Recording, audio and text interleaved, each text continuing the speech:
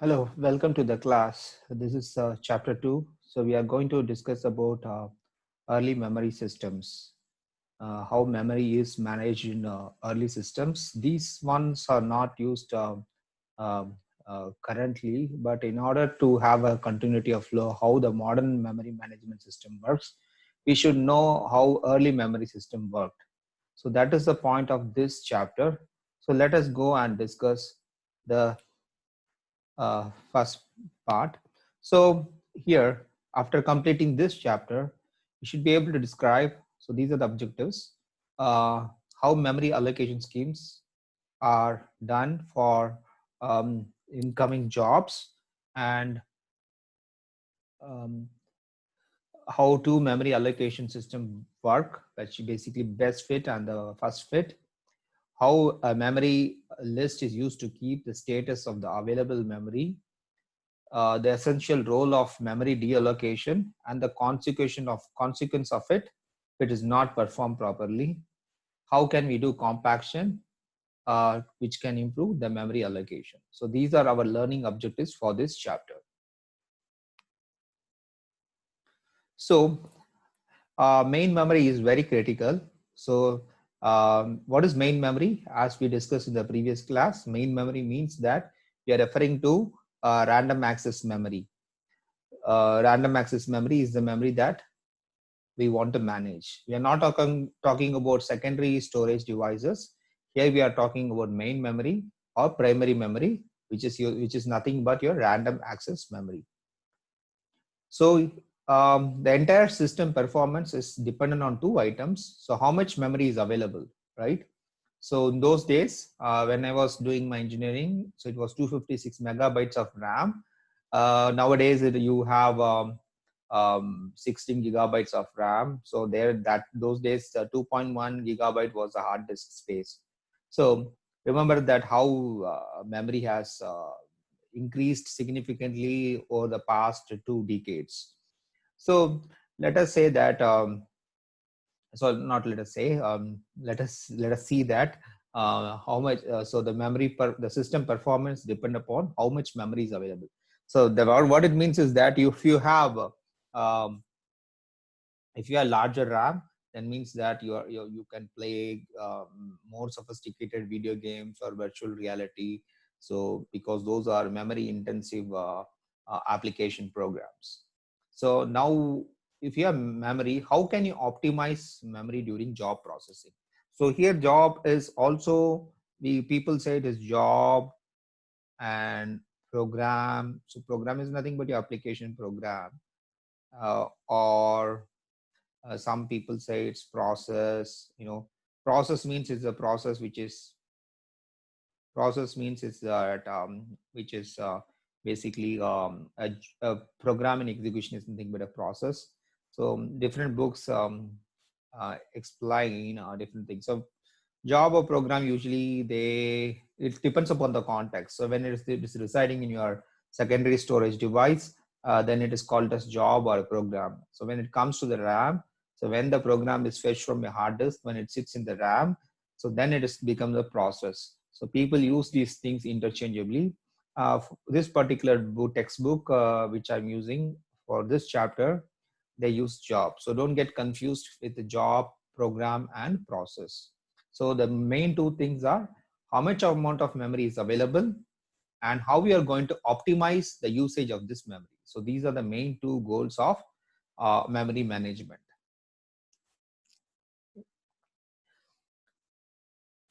So the role of main memory. So we discussed this, what is the role of main memory. So any program that you are planning to uh,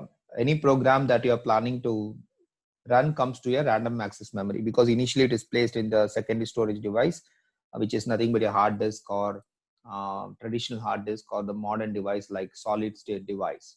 So whenever you click on something, it is going to come from the secondary storage device to your main memory. So after that, CPU is going to refer to the main memory to do the task like load instructions, or it might be adding, multiplying, adding, multiplying things, with the arithmetic logical unit. So, but whatever you want to do, that should be placed in the RAM. So it will be shifted. So we have the CPU, right? CPU, and then we have CPU is referring to RAM, and it's coming from your um, secondary storage device, because all this RAM is basically what are the this we discussed previously as well, right? So everything is RAM is like rectangular block. So whatever you want to get, so your Word document, whatever it is, so it is going to come from the secondary storage device to the RAM. So the main memory is very important. So if you have large memory, as I told, that it will be a lot faster, not for running Microsoft Word. I mean, nowadays Microsoft Word itself is very sophisticated. I don't want to make that point, but if you are planning to play games um, or virtual reality, or if you're familiar with PUBG and other stuff, you really need a lot of RAM for playing those games. So let's see the 4 memory allocation schemes that we have used previously, which were single user, which were like single user system, which is also called as uniprogramming. So as you know that uniprogramming means that we can run only one program at a time. So uniprogramming environment, and fixed partitions and dynamic partition and relocatable dynamic partitions. So we are going to see all those stuff. Okay. And let us go to the next slide. So in the old memory systems or in earlier memory system, the entire program, application program is loaded into the main memory. And how they are loaded? So they are loaded such a way that they are taking only contiguous space, memory spaces. Okay, so contiguous means that, so your memory program, you have instructions, right? So your secondary storage device or the application program, just write the program. So program is nothing but a set of instructions, right? So add, subtract, whatever, multiply, mul. So this is at location, say 0, 1, pressing something, 0, 1, 2. So basically, so that is loaded into your RAM. So RAM is going to be the RAM. So that is going to be loaded into the RAM in contiguous. So these are contiguous, right? So they are one after another. So add, then subtract, then multiply. So similarly, in the memory of the RAM, they are going to be in adjacent spaces. So they are not going to be. So if there are 3 people standing in a line, those 3 people will be standing in the same way. Like if you're having a line queue of people and they are arranged by increasing order of the height, so the same way it was followed. So they are going to be next to each other. So they're not going to go in other ways. So like what I mean is that you cannot do multiplication and let's just good. Oh my God, just a second. I had some problem here. So what I was telling is that I just went off. Anyway, coming back to the point, basically what I was trying to say is that so you are going to save that in contiguous spaces in the memory. Okay, you will understand it. I will give you more examples in the later slides. Okay, and jobs are processed sequentially, which is very important. So they are called as batch processing. If you remember the olden days, so it is like one job after another job after another job. So those are the the jobs are processed sequentially. Whoever comes first will get service first. Is that clear? So it's similar to going to the McDonald's. So whoever comes to first in the queue, so they will get service first, right? The problem with this approach is that this is like single user contiguous scheme. What is the problem is that, like if you go to McDonald's, if someone is buying burger, like ordering for 10 people, 10 burgers, and another person is just ordering a coffee. Coffee may be taking how much time? Maybe fraction of a minute or maybe 2 minutes to make a coffee, But other guy who is standing in front of you is ordering 10 burgers, so or ordering many things, So that is going to take a lot of time, right? So the thing is that you have to wait for other person to complete. So that is a problem with this uniprogramming. And one of the important constraint here is that only one job can be done at a time. You cannot do multiple jobs. You cannot switch back and forth, right? It is similar to queue. So once the first customer gets service, then the second customer, then the third customer, then the fourth customer, and so forth. So you don't have like, what I mean is that it's like similar to scheduling, right? So here I have job 1, job 2, so job 3, let's say 3 jobs. I will service this customer for, or I said job. Okay, I will service this customer for 10 minutes and then come back 10, then come back 10. So I'm not doing like that. I'm doing like after job 1 completes, then the job 2 is going to get serviced, and then job 2 completes, then the job 3 is going to get completed. So this is going to be batch. So it is in process is a batch. Is that clear? Any questions? If you have any questions, of course, you're welcome to email me, or we have a live session. You are welcome to ask me questions during the live session. All right.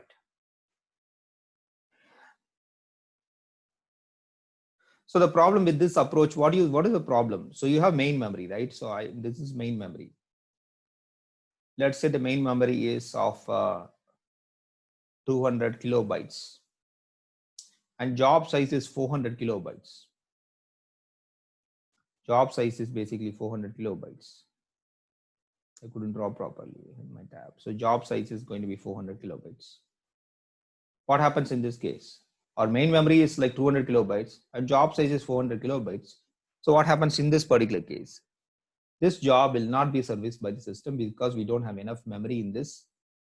This is a problem, right? So larger jobs with size than the main memory cannot be serviced by this system.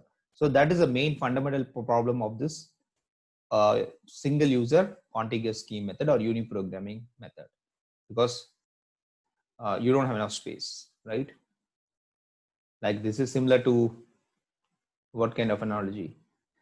You have a glass, but you have like 2 liters of milk, right? Can you pour the 2 liters of milk in a single glass? It's not possible, assuming the glass is very small. It cannot take 2 liters. So milk bottle, I didn't draw milk, I mean cartoon or whatever. So the milk, if you want to pour, you cannot pour because this is too much, right? And this is very less space for us to pour all this milk here. So in this case, I'm just giving an analogy. So a larger job cannot be accommodated.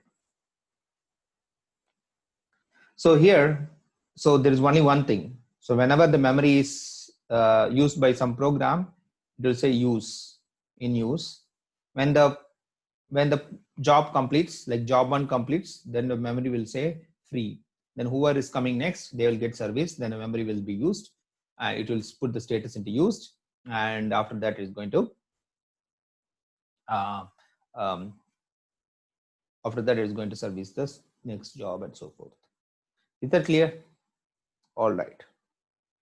So this is very simple. Algorithmic wise, if you want to write early memory system, it's very simple. So if the memory is empty, then assign the job if there are any jobs. If the memory is free, then you can, if there is no other job, just memory keeps, memory is empty. Remember that always the operating system is also running on the part of a memory. So operating system is also a program, it's a system process or system program, which is also running in the RAM. So remember that. So when I talk about a memory, operating system is also in the part of the memory. We generally don't talk about the operating system. We assume that operating system is always there in the memory. Okay. So this is a step. Monitors a space occupied by the monitors occupied memory space when the process ends and makes the entire memory space available and returns to step 1. Basically, it's going for the next job. So the main disadvantages of this, think about this. This is uniprogramming. That means that only one people can get service at a time. So the previous diagram I was showing, like we have customer 1, cust 1, cust 2, customer 2, customer 3, right? They are waiting in the queue.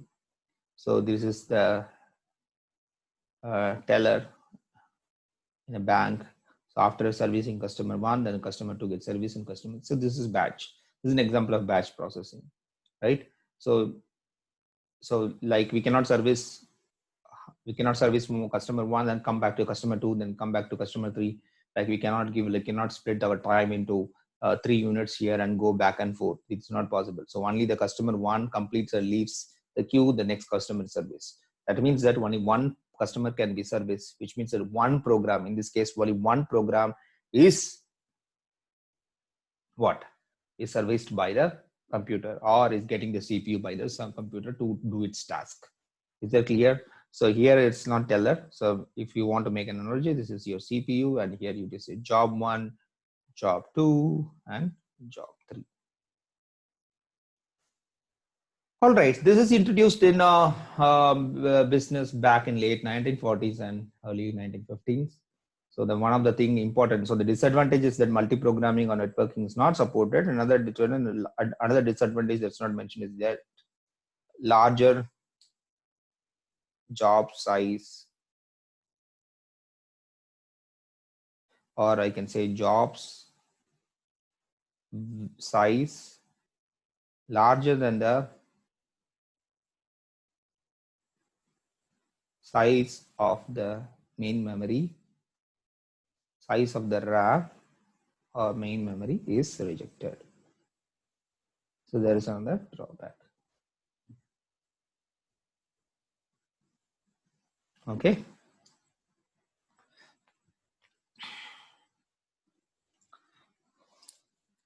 Now fixed size partition. This is very interesting. So this is next kind of memory management system. Here you have RAM. So RAM is the entire main memory, right? So RAM.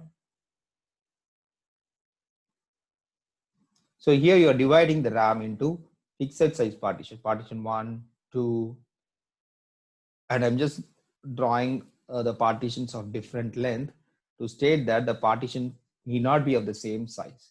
You are dividing the RAM into unequal size partition. It need not be unequal size partition. It can be of equal size partition. Why we are dividing RAM into unequal size partition is that some of the process may be small enough, so we can accommodate that job, that process, small process in the smaller partition, large process in the larger partitions. So that is the main objective of having different sized partition in a fixed partition systems. Is that clear? So fixed partition system means that we are dividing the RAM into equal sized partitions. Is that clear? Sorry, not equal size. Dividing the RAM into fixed size partitions, or this is also called a static partition scheme. Okay. So the rule is that there can be only one job per partition. So there's one job per partition. So that is very important rule. So there is only one job per partition. We cannot split the job, and these jobs are basically in contiguous spaces. We cannot say, let's say I have job J1, right? Job J1. So job J1 should be accommodated. So in this whole partition, you cannot have J1 being split into 2 pieces and put in a job J1 here. So that is not contiguous, right? So this is not contiguous. You cannot have.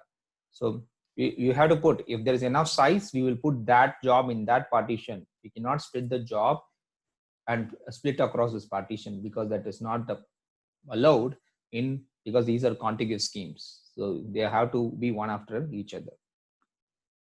I just gave it for explanation.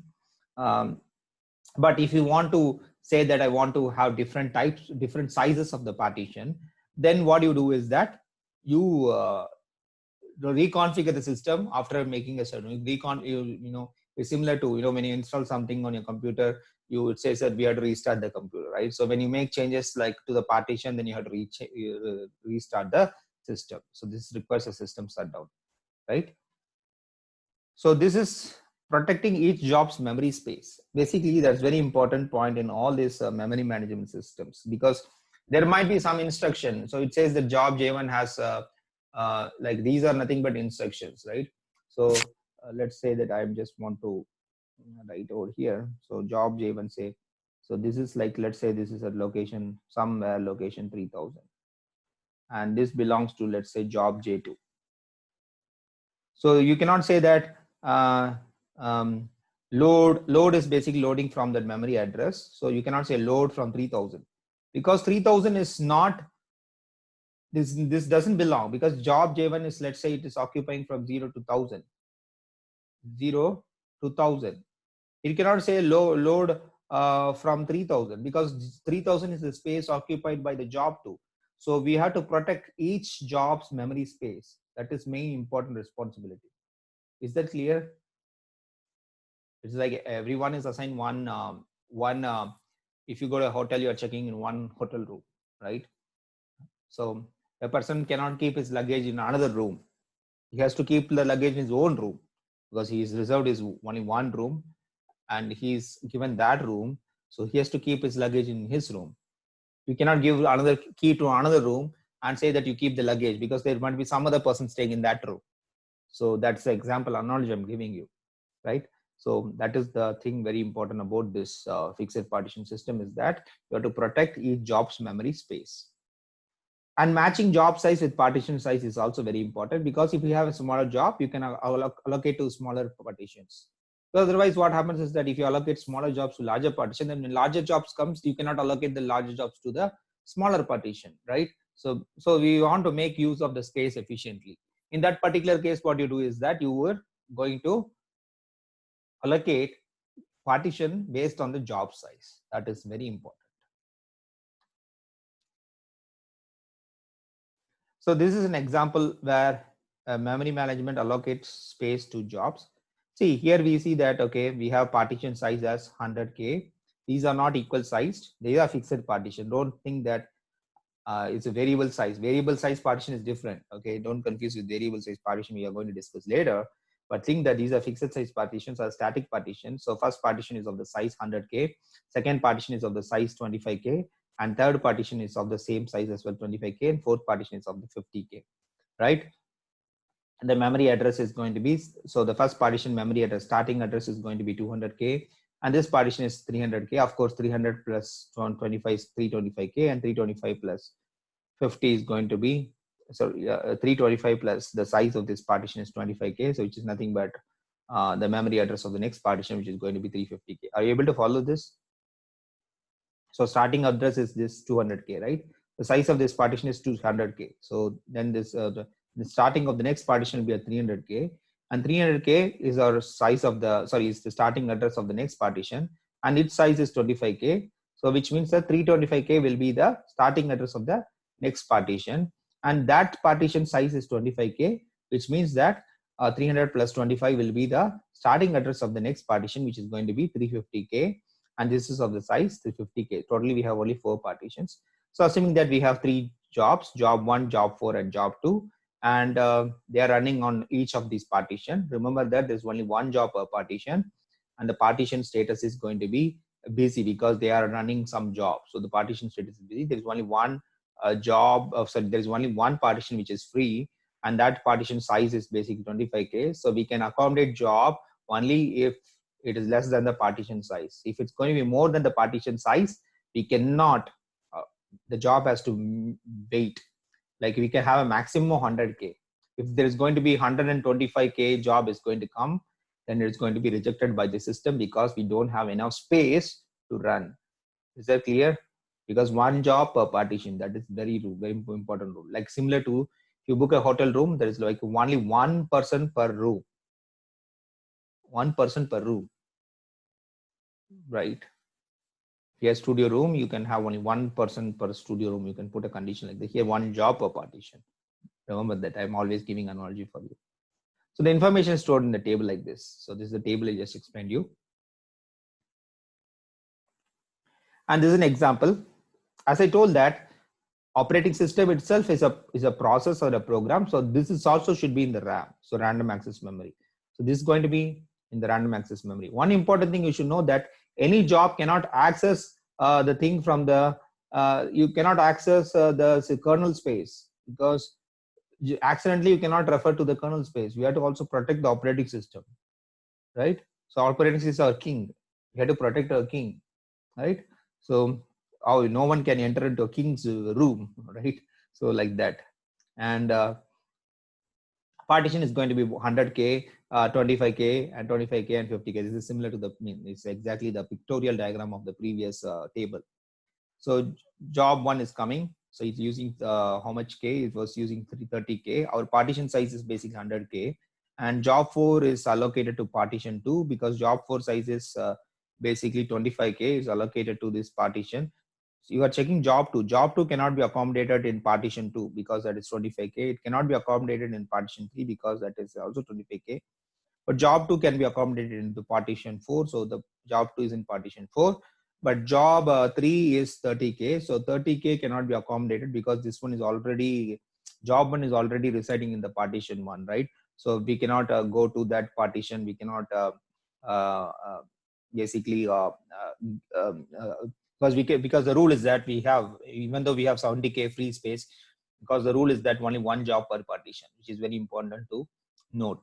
So partition 3 is empty, but it cannot accommodate job 3 because it requires a memory size of 30K and we don't have that much memory size. So it has to wait. How long it has to wait? Until job 1 completes. So job 1 is the largest partition we have in this particular example or in this particular system. Any questions? Please do ask me when we have live session.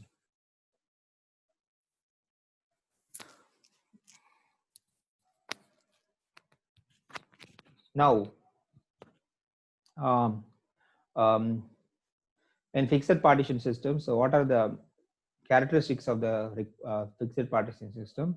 So we cannot divide a job into different partitions. So if a job is there, the job has to sit in one particular partition. Is that correct? So they have to be contiguous loading of the entire program. We cannot split the program across different partitions. That is not possible. Job allocation method, first available partition with the required size. It's like, you search for each partition and see whether that partition is large enough to accommodate the job, then assign that job to that particular partition. We are not using any kind of best fit or next fit algorithm. We're just searching what are the first partition available with required size, we are putting that. So one of the important thing, in order for this method to work properly, all jobs should have the similar size and memory size known ahead of time. So some process may require like if you have heap memory, so you're requiring on demand, so then it is a problem. So because your memory size should be known ahead of time, you cannot dynamically ask I need more memory. So that is a big problem. So memory size should be known ahead of time, and jobs, if they have the same size or similar to that of the partition size, it will be good. But we cannot predict that because jobs will be of different sizes. We cannot say that I always have a job of 20 kilobytes, right? You cannot always say that. Job can be of different size, right? So if you make the partition too small, what happens is that larger jobs have longer turnaround time. So partition too small, if the larger job is if the job is larger than this memory size, then partition size, then we cannot do anything. That is be rejected. So partition too small means that larger jobs have longer turnaround time, and partition too large means that you are having the internal fragmentation. I didn't tell what is internal fragmentation. So here job 1 is having a free space of so not job 1, the partition 1 having a free space of 70K because job 1 uses only 30K, but the whole partition size is going to be 100K. So that is our problem, right?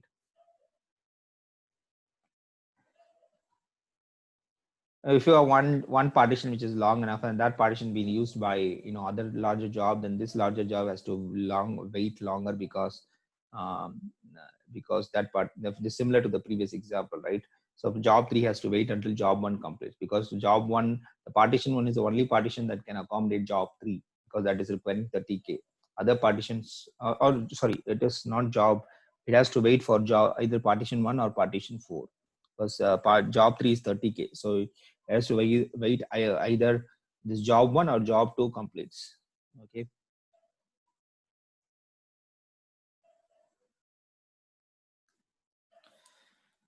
Next is dynamic partition system. Dynamic partition systems are also called as dynamic partitions. It's not static, it's dynamic.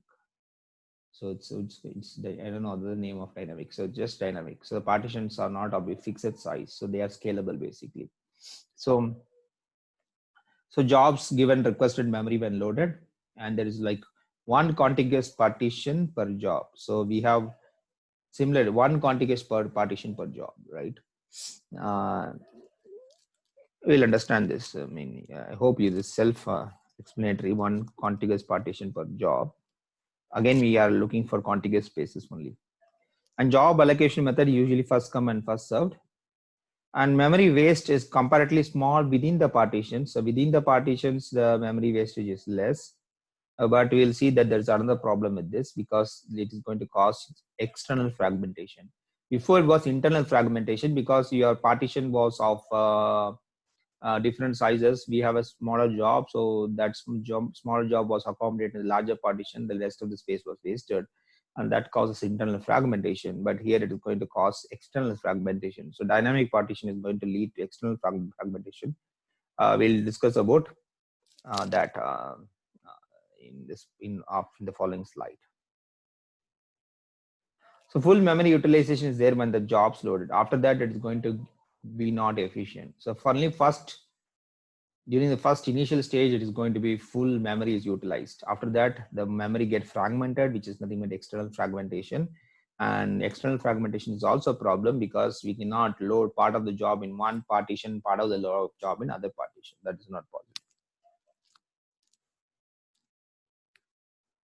So in this particular example, we see that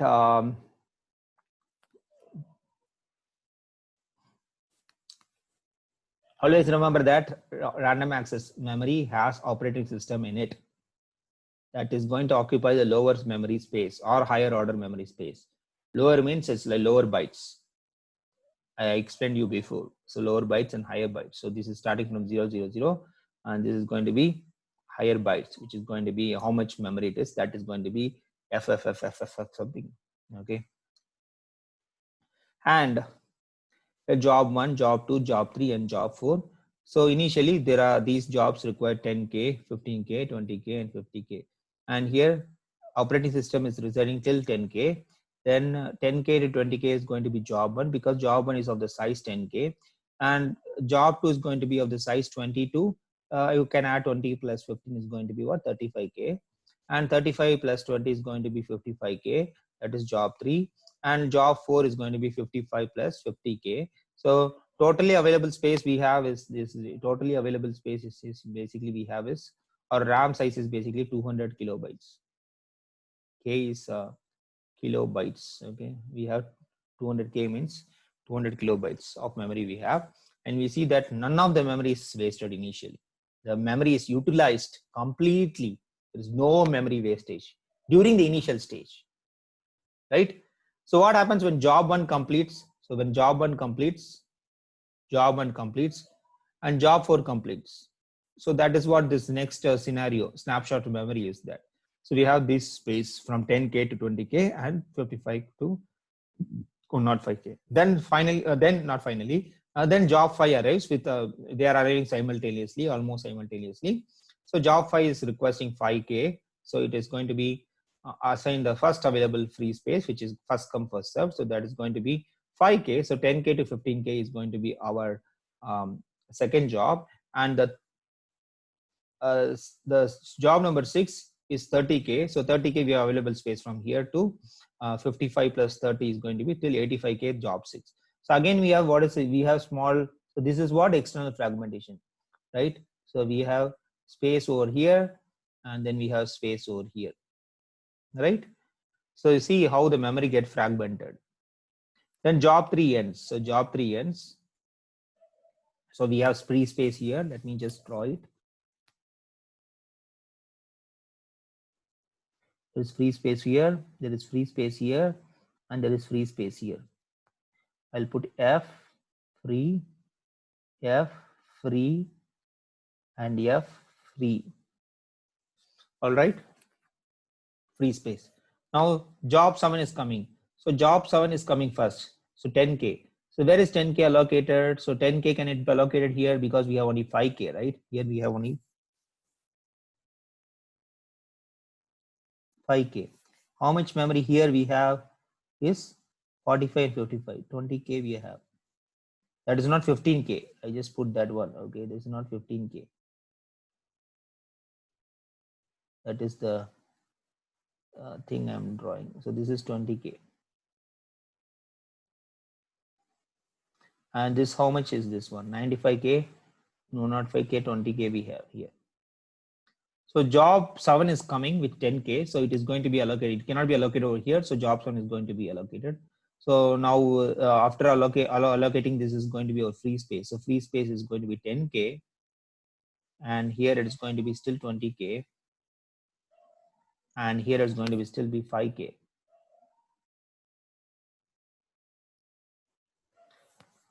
But job 8, see, I wrote on the top of here, job 8 is requiring 30K. So can it be allocated in any of these fragmented partition? No, it's not possible, right? Because we have 5K here we have 10K, here you have 20K. But added together, we have enough space in the memory. So this is the external fragmentation. We have fragmented memory, and that memory cannot be used. Total fragmented memory is greater than the size of the job 3, but that memory cannot be used by job 3 because we cannot split the job 3 into 3 different partition and allocate, because this is the contiguous schemes. We cannot split the job into 3 pieces and allocate. This is not possible. So this is the problem with the scheme. So it is going to lead to what is called as external fragmentation. With this particular example, you should understand what is external fragmentation. So totally we have 15 plus 20. So we are going to have 35K of space is available. But our job 8 is requesting only 30K. So remaining, it's not remaining. So 30K, but we have total 35K. Okay, we cannot allocate memory. So the job 8 has to wait until job 6 completes, or until some job which is going to, here we have what, how much K. So here also we cannot have. So until job 6 completes, we have to wait, or until job 5 completes, we are having enough space. We can subtract and see. Okay, so I hope you understand the point. So job 8 has to wait. All right, so this is dynamic partition. So there are various ways you can allocate free space to the two methods for free space allocation. Basically first fit memory allocation and the best fit memory allocation. There is also worst fit and the next fit. So worst fit, I say first come first serve. So first fit, first come first serve. That is actually first fit. Okay, what we spoke was that, when jobs are coming, so we are going to scan the memory from the top to the bottom, and then we are going to allocate the first available size large enough to accommodate the job, right? So first fit, and I said worst fit, and then what else? I said next fit.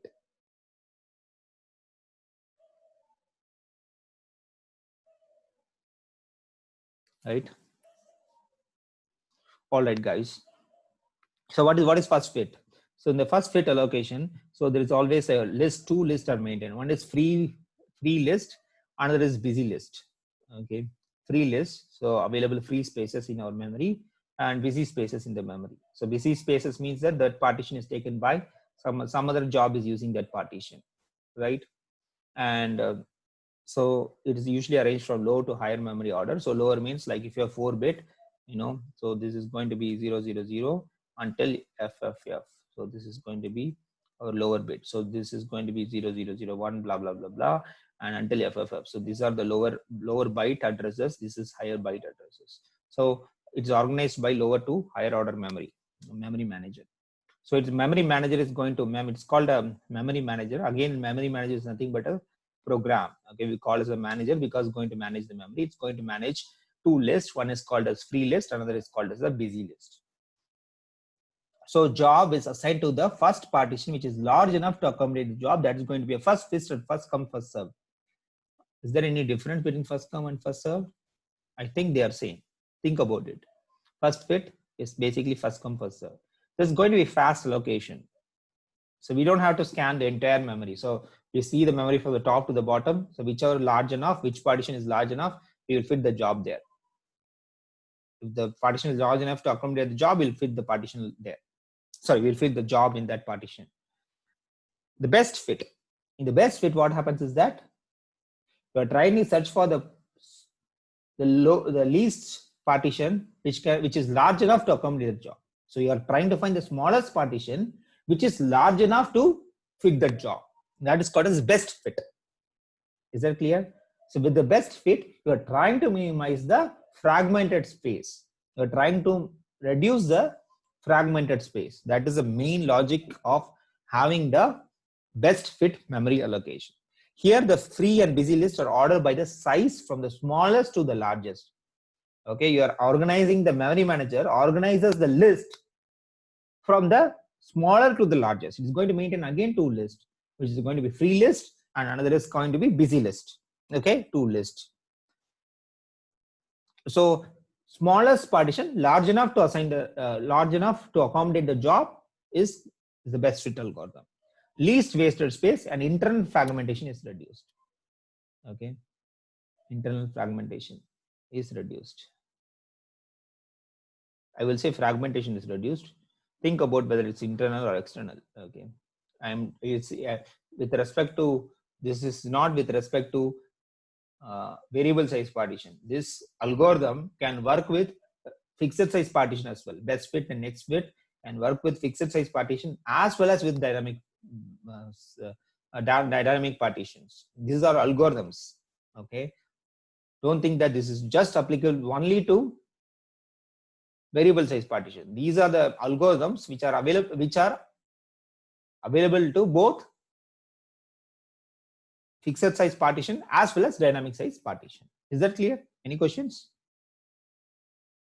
All right, let's go to the next slide.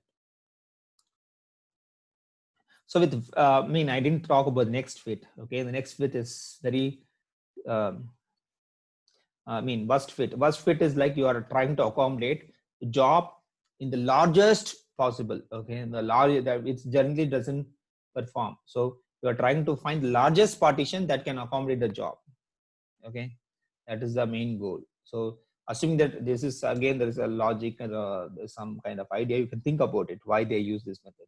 Next fit is basically you're filling that partition, you're having a pointer to that the address. Like let's say your address is like you're pointing to the address 0110 and it is allocated a few bytes, let's say, and again your free space starts from 100. So the next fit starts from, basically this place is occupied from 00102 until 1000, not 1000, 1000. I should not tell 1000 because we are talking about binary.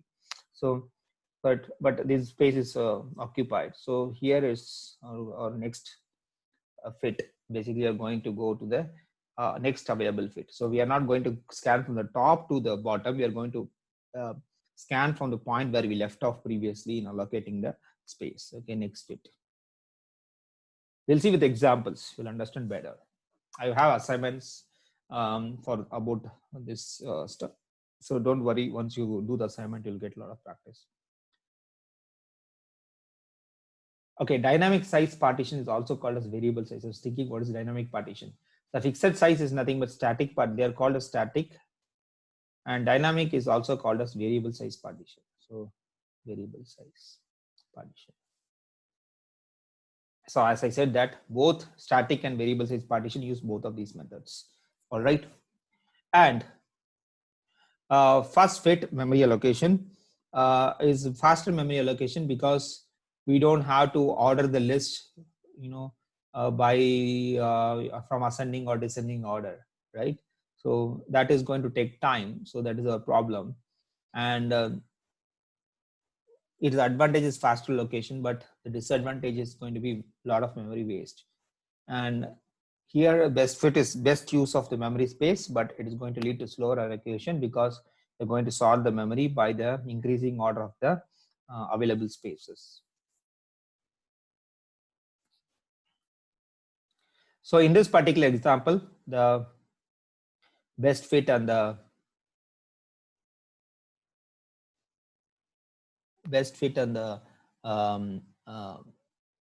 first fit.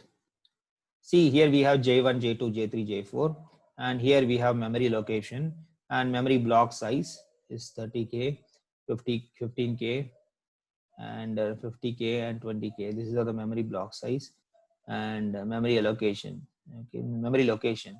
So let's not even worry about this memory location. Let's worry about this one, memory block size and job size. So first fit, see J1 is, they are all in the queue, like J1 followed by J2, followed by J3, followed by J4. They're coming one after another in succession. So J1 is going to take, this is going to be our uh, first fit algorithm, right? So J1 is going to allocate it to the partition number, this partition J1. And next we are going to search, J1 is going to require what? 10 kilobytes. And that is partition size is, memory block size is 30K. But J4 is requiring how much? J2 is requiring how much? 20K. So 20K is, we cannot allocate J2 in this partition. We have to allocate J2 over here, this partition. So that is our next fit. And now the next is J3, and and we make the status as busy. And internal fragmentation is because we have 20K and 50K, so we are having 30K internal fragmented space. For job one we have 10K, but the memory block size is 30K, so we have the internal fragmentation as 20K. And basically what else? Um, then we have job J4, which is 10K. So J3 cannot be accommodated to any of these partitions because J2 is accommodated here, right? So J3 cannot be accommodated because the 30K partition we don't have and 30K we don't have. Then we'll go to J4. So next is J4. J4 is requiring 10K. So that can be accommodated. The first available partition we have the free spaces. So this is 15K, right? So we can allocate J4 to this memory block.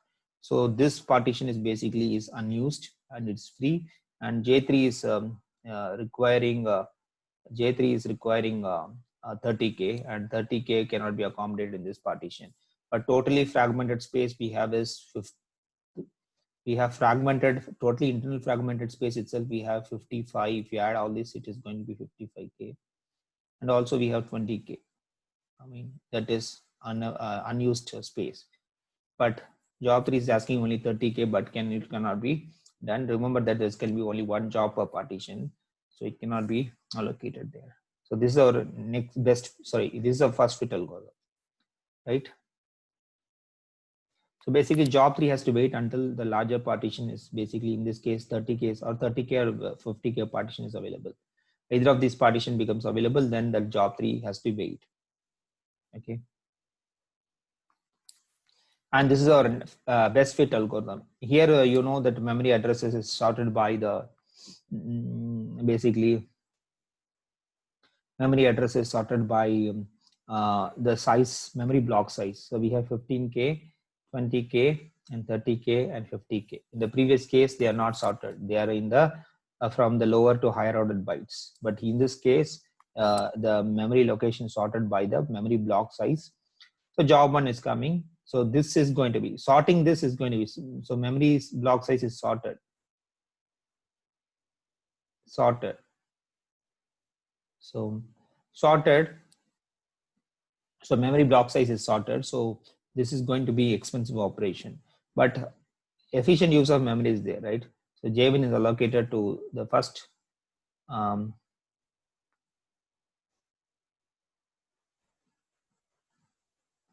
job 1 is allocated, J1 is allocated to this and best fit, and J2 is allocated to 50K, and J3 is allocated, I'm just looking at the slide. Okay, so this is J1, right?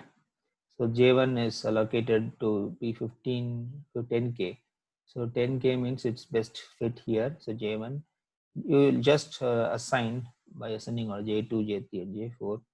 So in the previous case, we see that the job size is 40K, total use is 40K of memory we are using. So this much memory is not used. But in this case, we are using 70K of the memory. All these partitions are busy, and internal fragmentation is 45K total.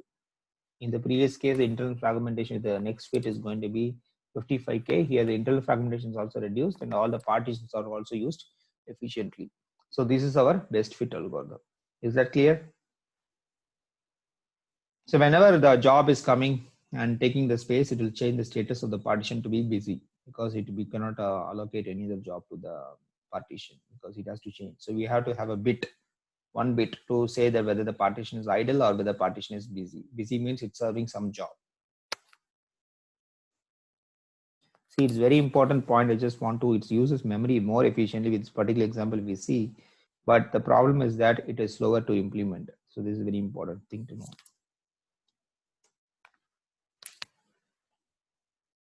So I discussed this. This is again a summary. So memory manager, the first fit, it is going to manage one for free memory and one for busy memory blocks. So there are two lists that are maintained, and it is going to loop. So compare job size to each memory block size until larger block size is found. Is going to fit the job.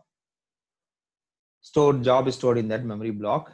So the first available free space, which is large enough to accommodate a job, so it is going to be assigned to that particular partition. Memory manager moves out of the loop and it is going to fetch the next queue, and it is going to search from the beginning to the end. So this is a very simple algorithm. And if there's no space, if no partition large enough to accommodate the job is there, then that means that it's placed in the waiting queue. But if it's large, the job size is larger than the partition size, then we cannot do anything. Then we have to have a condition saying that reject the job. So which is not mentioned over here, but that is obvious. So here,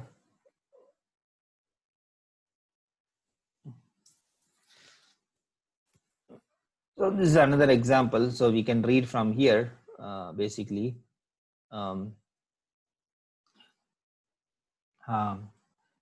Basically, we have this beginning address, and then we have free memory block size. So beginning address, this is our list, right? So free memory block size. So because these are the free memory, so starting from 4075, we have 1045 blocks of memory free, and 5225 we have, this is our free list. So this is our free list.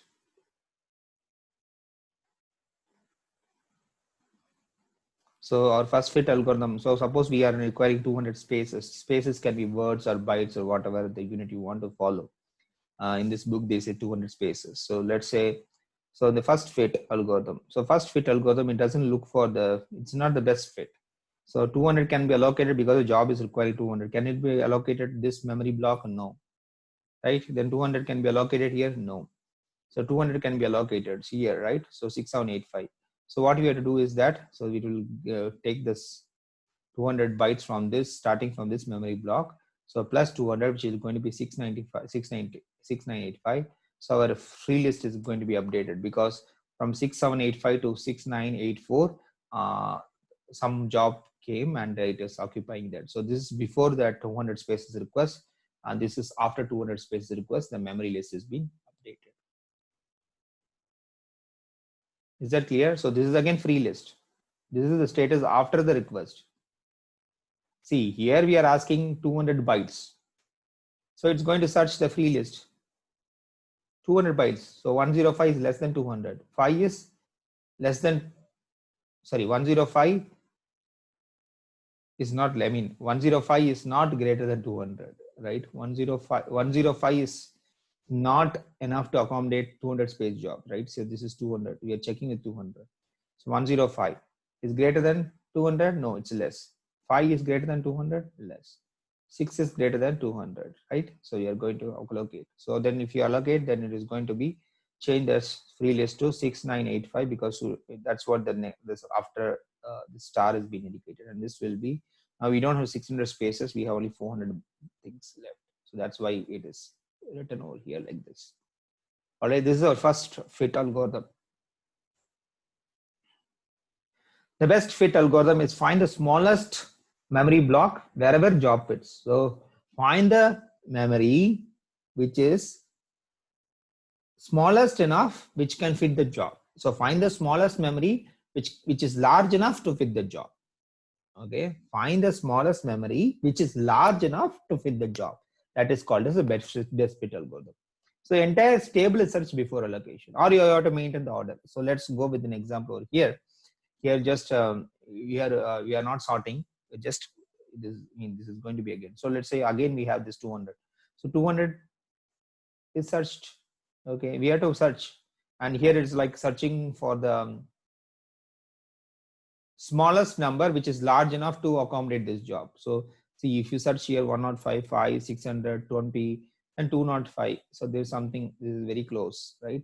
And we search 230, 405 is large, 230, so 230 and 205, I'm just putting a full stop, 205 and 230, so, and which is close to that our request, right? 230, but 1000 is large. So among these, which one is less? So 205 is less. This is the best fit. So, and I take 200 spaces. That means that this should be 800 and 200 spaces are allocated. So we have only 5 spaces left, so which is what this slide is about. Is that clear? Very simple. You scan the entire list and find the memory block which is smallest but large enough to fit the job. That is the best fit algorithm.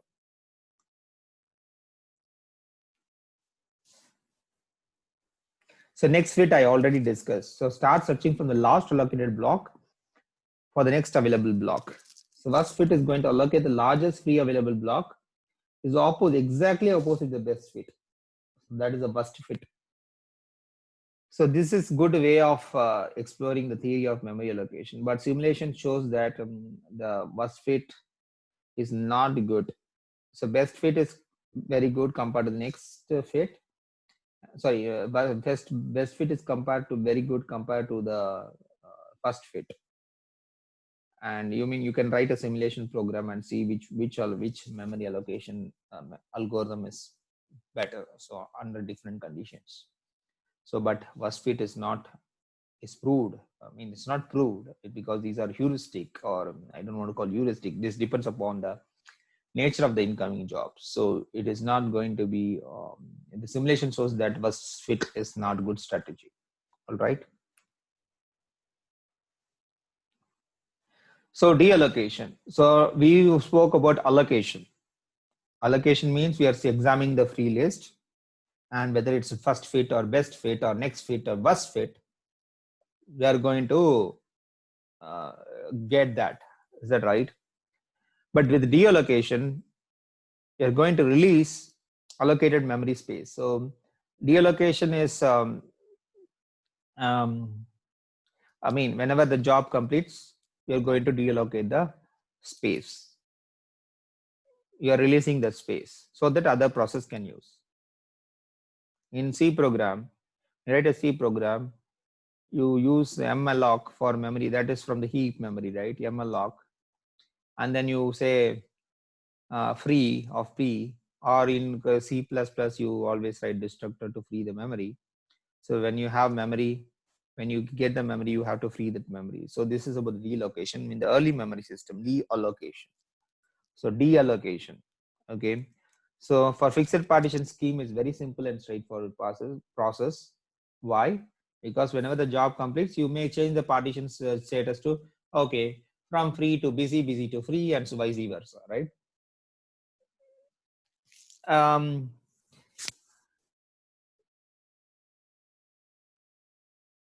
See, this is what I told. Memory managers reset the job memory block status to free upon job completion. So you can have only 2 bits, 0 for free, 1 for busy. So that is very easy for fixed size partition. So I'm telling the deallocation is easy for, very easy and straightforward process for fixed size partition, but that is not the case with the variable size partition. So there are 3 different cases that you have to study for freeing the memory for dynamic partition, or it is also called, I told that is also called variable size partition. Okay. So what is the objective? The objective of the algorithm is to combine the areas of the free spaces in variable size partition or dynamic partition. Combine areas of free spaces together. That is our objective. Case 1, adjacent to another free block. That is our case 1. So if the memory that is going to be freed is adjacent to the, so the soon to be free memory is adjacent to the another free block. The soon to be free memory, it is still the process still using the memory, but the soon to be free memory is adjacent to another free block. That is our case 1, right? So here we are using some like some 1000, let's say 1000, okay, from 500 to 1000, some job is using that, okay, job J1 is using, but this is a free space, right? So job 1 is going to complete, job 1 is going to complete. I'm just telling job 1. So this is soon to be free. The soon to be free memory is adjacent to the free block. Then we can combine these two free blocks and update. So we are going to say, so the free block says it's starting from 1000. So now we have to say the free block is going to start from 500. And then we have to add the job size to that. So that is telling there how much free space is available. That is the thing. So otherwise, there are two free spaces, like I cannot, let me just have the eraser. I never use the eraser over here. I don't know. There is the eraser. Yeah. So,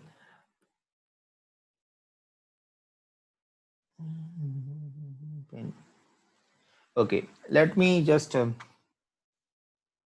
so now J1, let's say that again, J1 is executing from,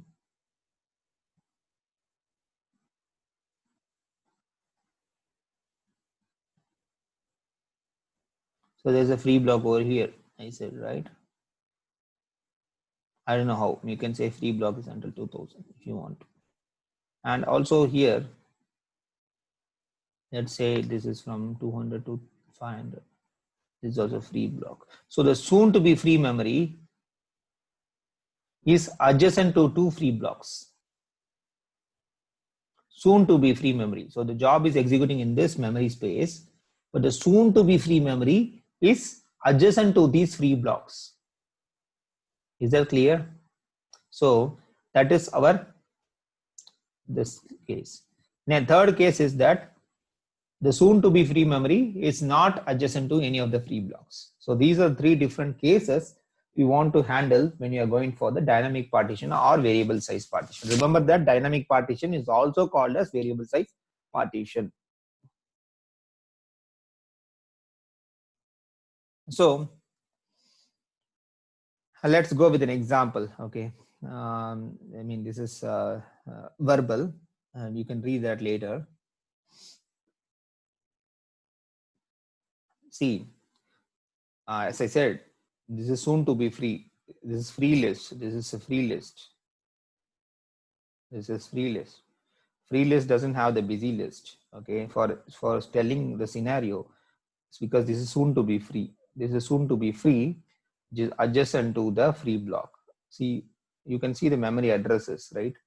These are not adjacent because when I add 7560 with 20, we are going to get 7580. But when I add 7600 plus 200, we are going to get 7800. So these are adjacent, not these. Don't see the table and say that these are adjacent. They are adjacent entries in the table, but they are not adjacent memory blocks. Remember that they are adjacent entries in the table. They are not adjacent with each other. So these are adjacent memory, because if I add 7600 with 200 spaces or 200 word or 200 bytes, whatever it is, whatever the unit of measure, 7600 plus 200 is going to be 7800. So this is 5, right? And this is soon to mean this job is going to be going to complete very soon. So now what happens? So what you are going to do is very easy here in this case. So you're going to say 7600 starting from 7600 and combine this. So this will be deleted, okay, and 7600, this is going to be 205, updated 205. So this is going to be our free list. See the entry in the free list, how many entries are there? So number of entries in the free list is going to be 1 2 3 4 5 6 7 8. So still there will be 8 entries only in the free list. So 8 entries. So this is because this can be claimed with the adjacent memory block. So that's why 7600. This is going to be 205. So that's going to be next slide basically. This is what it is. So the soon to be free memory is adjacent to the already existing free blocks. So is existing free block. That is a concept. Are you able to follow this? Okay. All right.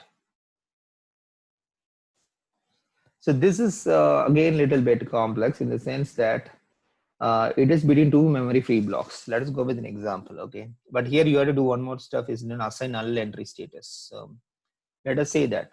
So this is a free list. Remember that the star is not included in the free list just for showing that they are adjacent to each other. In this diagram, they are showing that they are adjacent to each other. Okay, remember that. All right. Here 7,560. Okay. And here 7,600. And 7,000. So 7,560 plus 20 is going to be 7,580. 7,580 plus 20 is going to be 7,600, right? 7,600. Because if you add 20 to 580 is going to be 600. This is soon to be free memory. So I will just write, maybe I'll write want to be soon to be free, but it is going to sit adjacent to each other. So what you will do, very easy, right? You can combine all these together. So how much is this? 20, 20, 40 and 205. So how much is that? 205. So it is going to be, how much is that? 225. Is that right? No, 245. 245 is the free space. If you add all this 40 plus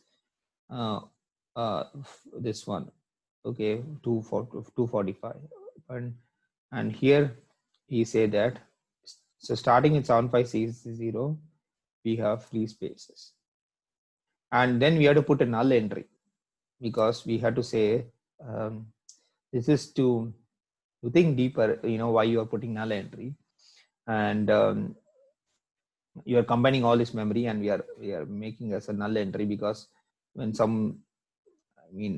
when you combine together, when we combine together, like when you have the soon to be free block is adjacent to the two free spaces, then you have to put an entry, because remember that number of entries is going to be 1, 2, 3, 4, 5, 6, 7, 8. So if I delete 2 entries, then the number of elements will be becoming 7, right? So 1, 2, 3, 4, 5, 6, 7, 8. So 8, you have to maintain 8 in the list. So here if I delete 2 items, then it can become 6, but we want to maintain 8. So let's go with let's go here. Okay, so I combine. So here we put a null entry. So because how many elements are there? 1, 2, 3, 4, 5, 6, 7, 8. So if you have soon to be free block is adjacent to 2 memory, then we have to have a null entry, which is going to say that this entry space is just telling that this is null entry. Remember, this free list is null entry, because when something is going to be added to the free list, this is going to get updated. It's going to be updated to the null entry. We'll see this why we are doing this in the next slide. So we put a null entry. So after this, we are putting a null entry. And if you see the before and after, the number of entries in this table, the free list is going to be 8 entries, and same thing with the 8 entries over here as well. Okay. So now the next, next we are going to see that deallocated memory space is isolated from other free areas. System determines list memory block status, not adjacent to any free. Can read between two other busy areas. So because here the free soon to be free memory is adjacent to two busy areas basically. Okay, again we'll go with an example. It's much more easy to understand with the example. So the beginning address is 4075. Then 5225, 6785, 7560, null entry. This is our free list. Okay. So original free list before deallocation, the soon to be free memory at location 8805. So 8805 is not shown here, is not adjacent to any free blocks, but 8805 is somewhere here, right? Between these two entries, 8805. Okay. So 8805 is using 45. So this is going to be, see, 7845 is also busy, this is also busy. But this soon to be free memory is not adjacent to, see, it's not adjacent to any of the free blocks, right? So 8805 is going to come to the place over here because 8805 is going to have, because this is going to be soon to be free. So this is, that's why it's highlighted. It's going to become free. So this is going to be added to the list. How much space is free? It's 445. 445. So 445. And now it will change. So you understand my point why we are having that entry, null entry. So we are going to attach over here. It's going to be free. So original list, free list before allocation. I just wrote on the top of it, but this is what here. So this is soon to be free memory is adjacent to another. Already they are not going to be free any soon. So this is going to be soon to be free. We are reclaiming the spaces and adding that into that null entry to insert that element properly in that order. That's why you are having the null entry. Okay, remember that. So this is what I just wrote. All right. So free list and busy list. So this is how the deallocation is done. Next we are going to see is about memory management, memory manager. So memory manager is managing two lists. One is called as a free list, one is called as a busy list. Okay, and it is called as relocatable dynamic partition, or you can call relocatable variable size partitions. I mean variable sizes, relocatable variable size partition. Either way is good. Dynamic partition or relocatable dynamic partition. This is also very good. I mean this is very good scheme. See all the empty blocks. This example I can say is in those days when the hard disk was 2.1 gigabytes. When you keep deleting something,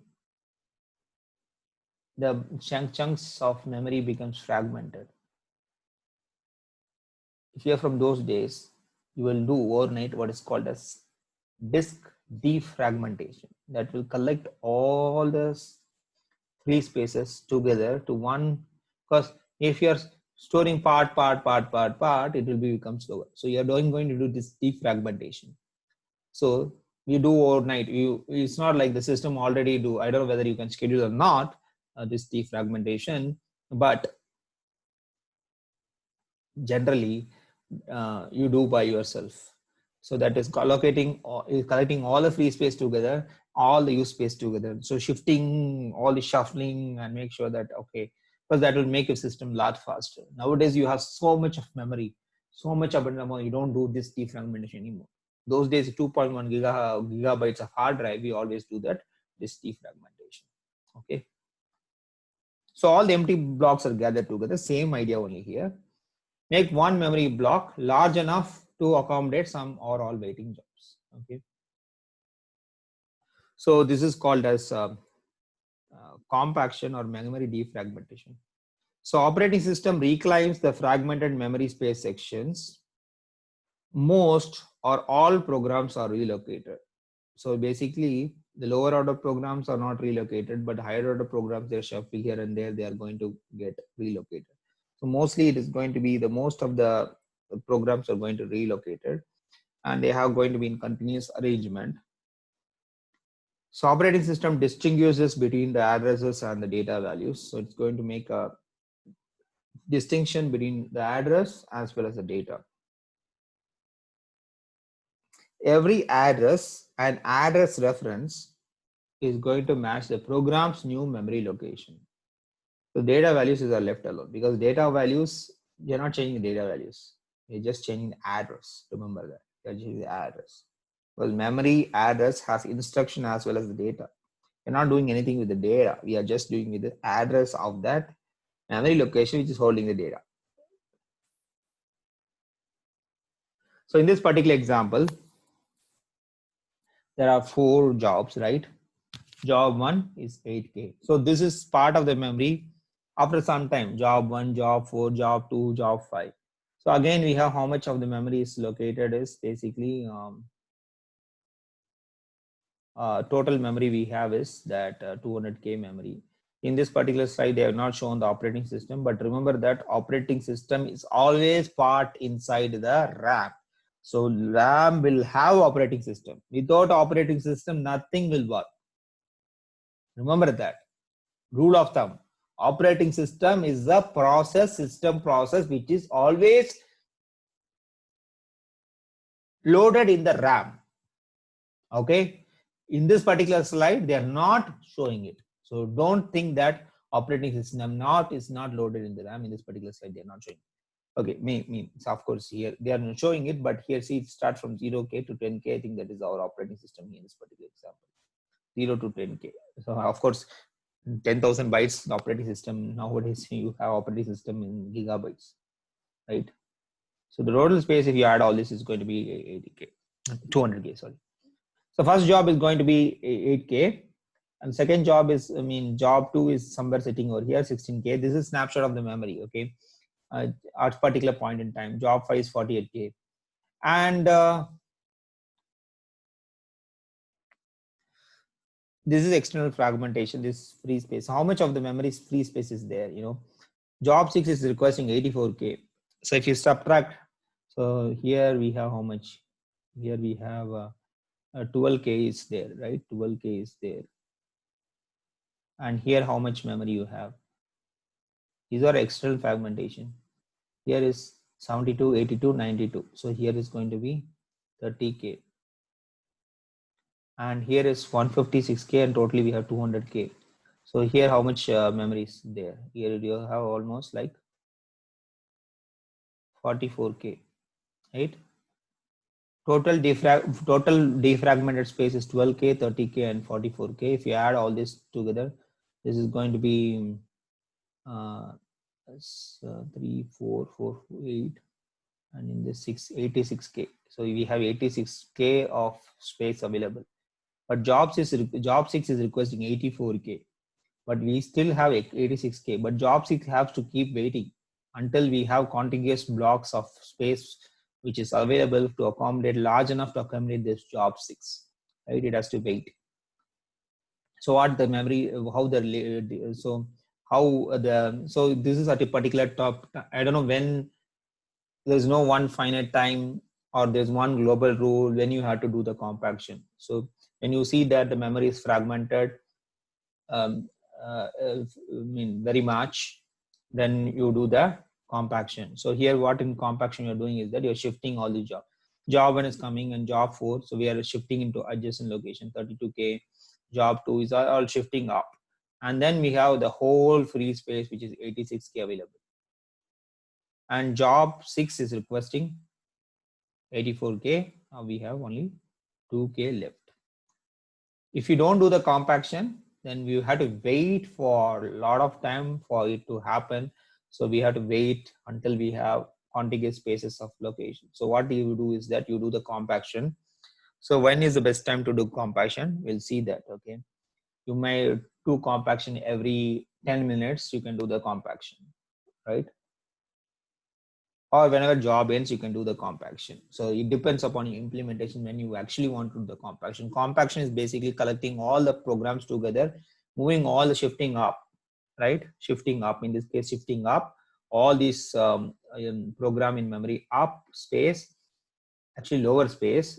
I mean literally up in the upper direction, and the bottom you're collecting all the free space at the bottom, okay? So then we can assign job 6, because job 6 is requesting 84K. Then you can assign job 6 to this partition. Is that clear?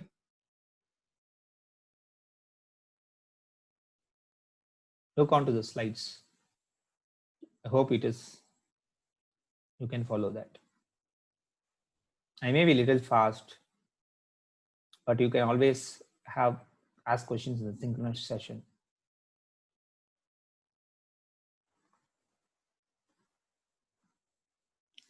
See, when you do this compaction, there is something called as relocation register.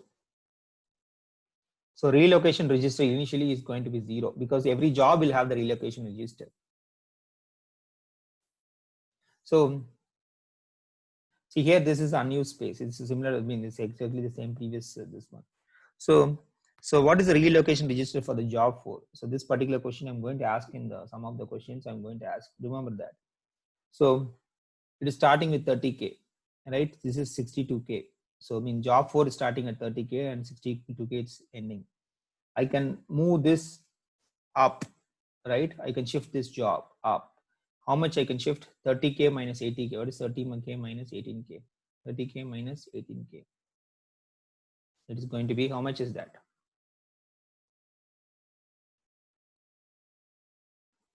30K minus 18K, right? Going to be 10. So how much is that? It's going to be 12K. My God. Okay, 12K.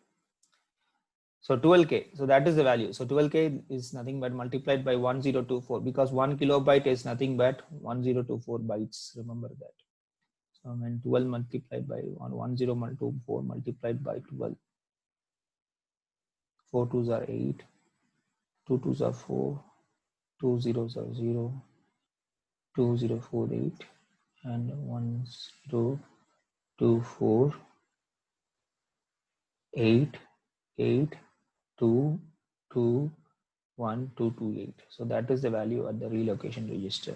Shifting up, put a minus. So that every instruction, so load art from instruction, that also load instruction art 3114. So every instruction will be also subtracted with the value. So 3174. So here it is says in job 4 is residing initially here. Remember that job 4 is initially residing here and there is unused space available at the top. We are doing relocation for the job 4. We'll be relocating every job.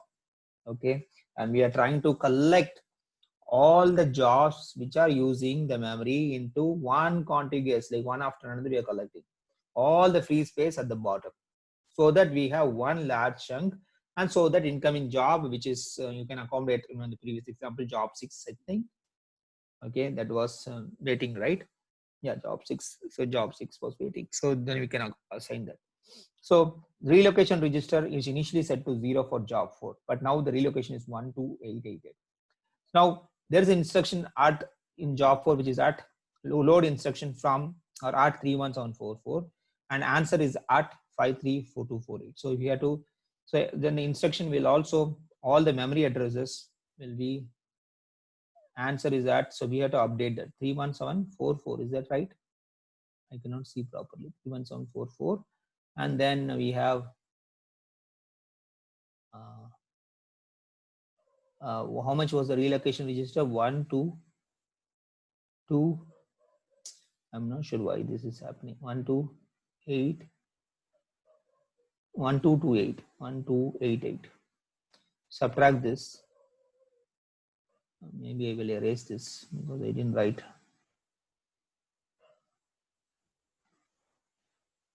properly.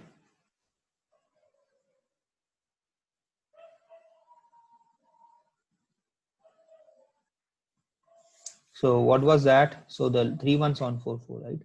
So 31744. So load from, this is an address which is in the job 4 address space. Now we have to relocate this address because now it is not valid anymore because we relocated the job to a different place. So then 1 2 2, not sure why it is happening like this. 1 2 2 8 and 8. So this is, how much is that? 14 and 8. So 14 is 4 and 6, right? And 13 and 8 is 5. And we borrowed here. So this is 6 and 2, which is going to be 4. And 11 minus 2 is 9. And 11 minus 2 is 9. I'm not sure why this is happening. To disable something, it seems. I mean, I don't know why it's not writing there. Some problem. So, I mean, So this is going to be 1 and this is going to be 9. 1946. I don't know why, I'm not sure why it is not writing there. So 19456, which is this one, right? And 4096 also, how you got 4096? Because you take the answer at 53248 minus 12888, which is going to be 40960. Because you have shifted the job from the bottom to the top, so you have to also shift all addresses, load from this address, because that address is not belonging to this job anymore, because that's going to belong to job 2, as you see from this slide. So we have to move all this address, because load from that address is incorrect anymore. So we use the relocation register value from the relocation register to update all the addresses in that. So this is an extra headache, of course, right? So what goes behind the scene when relocation and compaction takes place? So that is what we are explaining. I mean, every relocation register for every job has to be updated. Remember that. And what keeps track of how far each job has moved from its original storage area, and what lists have to be updated. So all these things have to be, I mean, through the help of the relocation register only we are able to identify how much it has moved up, right? So what list have to be updated? Basically, every job has a relocation register. Okay, job, as I said, that every job or every process has is a process control block. Okay, PCB. The PCB data structure will be having that value for the relocation register. Okay, what list have to be updated? So that also has to be done. So free list has to be updated, showing the partition for the new block of free memory. Busy list has to be updated as well. So both the free list and the busy list has to be updated, because we have shifted the job either up, or if you're going to see down, it depends whether you want to shift up or shift down, right? In this particular example, they are shifting up. So each job is assigned new addresses, and exception, those already at the lowest memory locations need not be moved. For example, in this particular example, job 1 we are not relocating. So job 1 relocation register is still at 0, because we are not relocating. Only job 4 we are relocating, so it will be updated. Job 2 also we are relocating, it will register will be updated. So that's what they mean by exception, those already the lowest memory locations need not be updated. Only, so in this particular example that we have seen, only job 1 is at the lowest memory location, so that need not be relocated.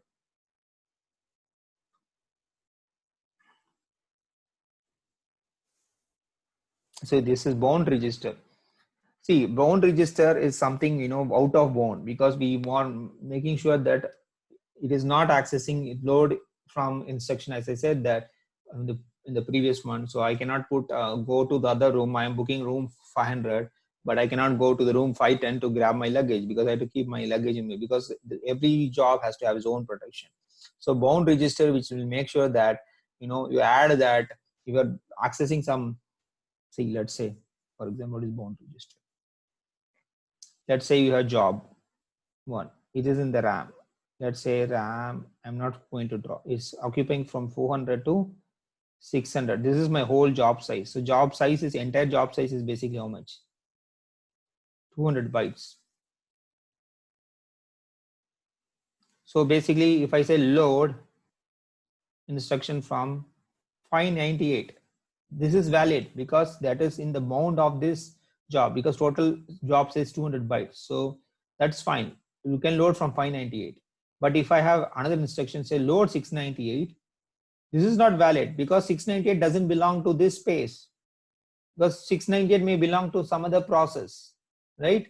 So that's why we have bound register. The bound register will tell whether we are accessing whether within the bound or outside the bound. If it's going to be outside, then it is protecting each job's memory space, because each job's memory space we have to protect. Some jobs should not access other jobs memory space. Load 698 in this is incorrect, because the job size is job is starting from 400 to 600. So 698 may be belonging to job 2, because let's say 600 to 800 is your job, or 800, let's say 800. So this belongs to job 2. If you say load 698, that is not a space or trying to access some other space. Remember that you cannot access some other space. You are supposed to access the address or data, whatever, from your own space. Don't go to other space and access that. That is not correct. That is invalid. Okay, that is a serious error. It's like committing a crime. Okay, don't do that. That's why we have what is called as bounds register.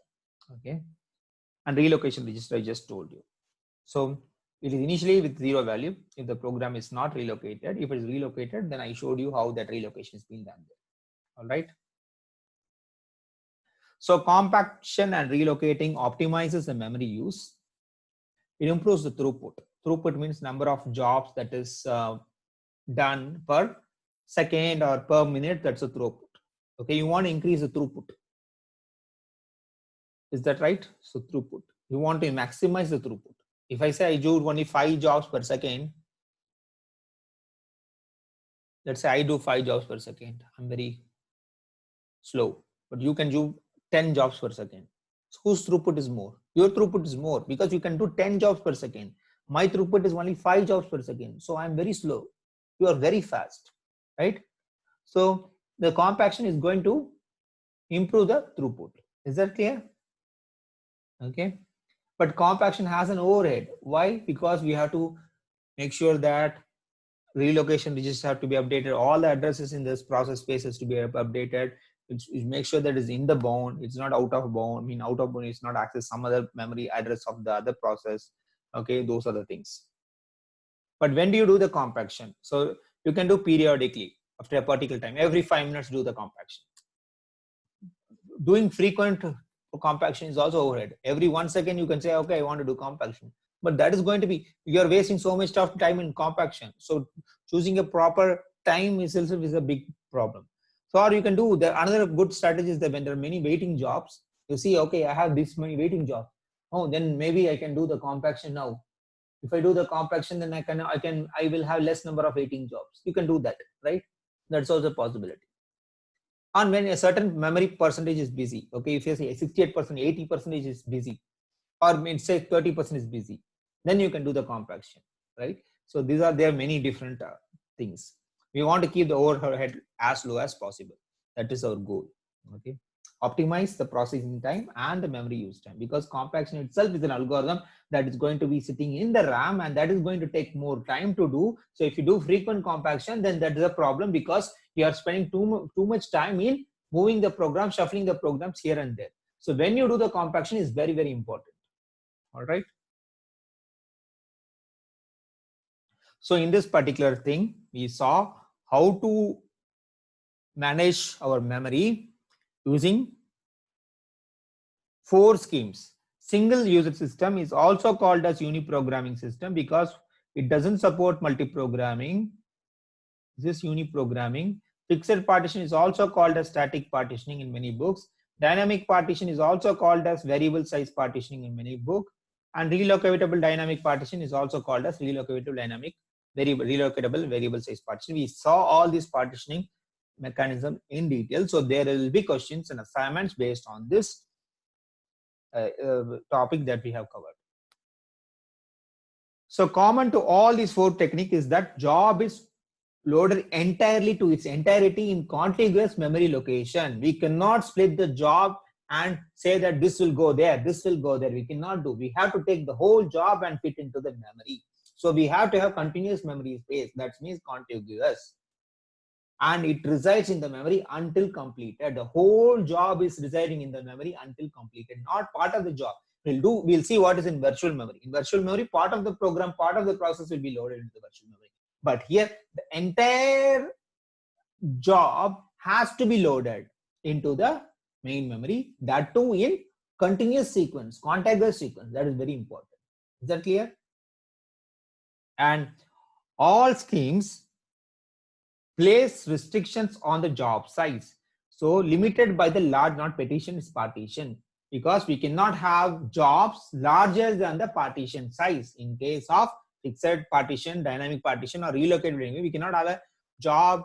Like I said, that if you have 1 gallon of milk, you cannot pour into a small glass of a small glass, okay, because we don't have enough space to accommodate all the milk. So we have to have a 1 gallon glass, then you can pour, right?